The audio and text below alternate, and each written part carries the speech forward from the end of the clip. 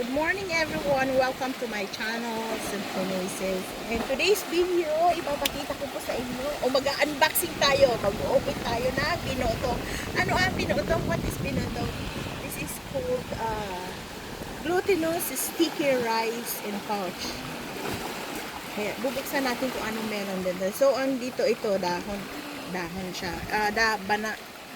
Dahon ng saging, nalian, tapos makikita natin kung anong laman. Sticky rice or malagkit. So, bubuksan na natin. Kailangan, pag niluto siya, kailangan nakatali ng maig kasi yung gata niya lalabas. Ang gata nito sobrang sarap. So, yan siya. Look at this. Yummy, so yummy. Ito ang specialty ng mga Bicolano. Oh, yummy. Sarap niyan. Oh. Ooh, yum, sarap. So, paano ang pagluto nito? Ang gagawin mo, ibababad mo lang yung sticky rice ng ilang oras siguro, tapos lalagyan mo ng gata, then ibabalutin mo na siya, tapos lagyan mo ulit ng gata, tapos tatalian mo na, tapos pakukulan mo syempre after no, steam, ang tawag yun, steam mo siya, steam lang sa tubig. Kailangan magata yun, gata rin, o di, tubig lang ilalagay mo doon, i-steam lang siya hanggang sa maluto. So ito na yung result ng ano niya. Ang sarap, di ba? Wow, yum.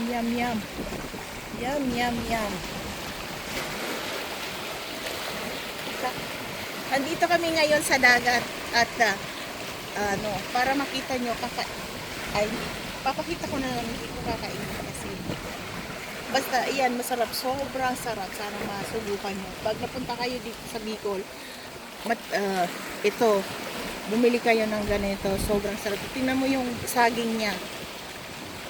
Yung balot ng saging, oh. Maraming dahon ng saging ang kailangan sa bawat isang ganito, diba? 3/4 ng saging or 1/4. Ang laki din ng naukipay niya. Pero at least, diba, sobrang busog.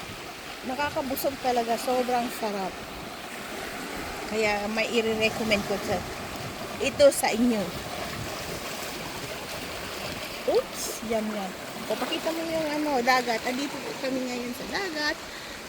Kakain ito. Binili namin ito kaninang umaga doon sa pinsa namin. Nagluto siya, nag-post siya sa Facebook. Magluluto siya. Good timing naman. Punta ka, andito kami. Yes. So, talagang it's perfect. Perfect timing. Kaya simulan na natin. Kakainin na natin ang binoto. Okay. Let's enjoy. Bye-bye.